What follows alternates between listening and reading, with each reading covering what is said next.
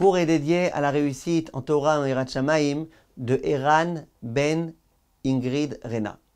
Chers amis, il y a une question qu'on me pose très souvent et tellement de gens se trompent.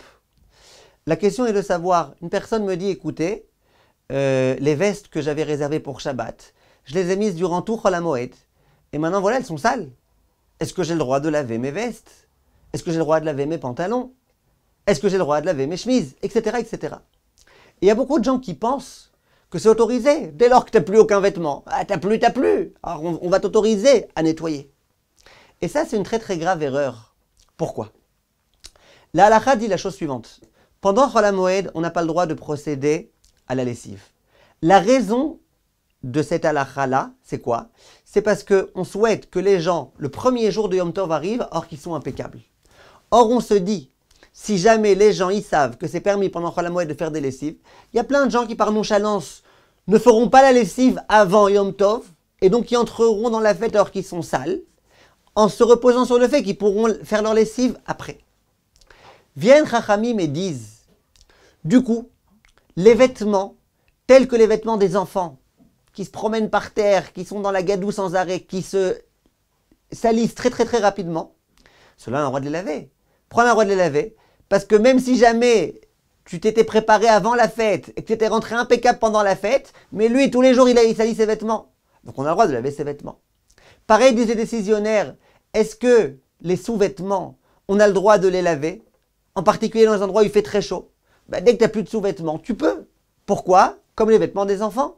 Puisque c'est quelque chose qui se salit à une allure très rapide. C'est pas comme ta veste, qui n'est pas censée se salir.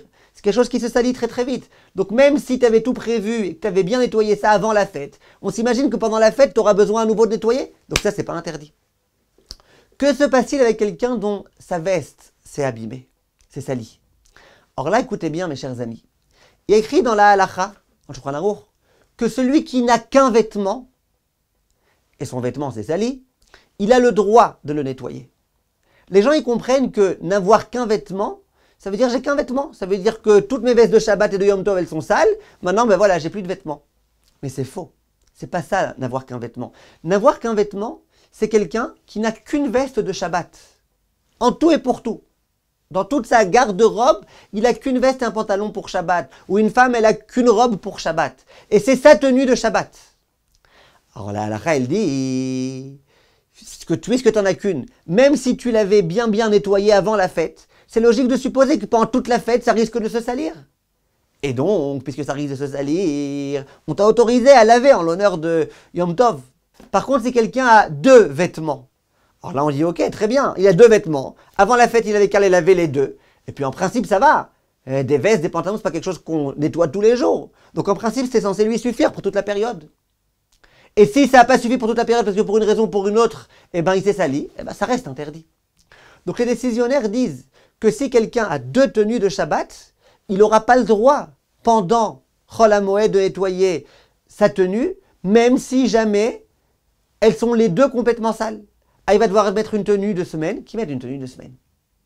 Par contre, quelqu'un qui n'a qu'une tenue de Shabbat, une seule et unique, il vient me voir pendant Chol HaMoed, il me dit ma tenue de Shabbat, elle s'est salie. Maintenant, j'ai d'autres tenues, mais c'est des tenues de semaine. Est-ce que j'ai le droit de laver cette tenue-là? Là, on pourra, d'après certains, d'après le Kaf HaChaim, et d'après le Rav Ben Zion Abba Shaul, et d'après de nombreux décisionnaires, on pourra autoriser à laver. Mais c'est parce qu'il n'a qu'un vêtement.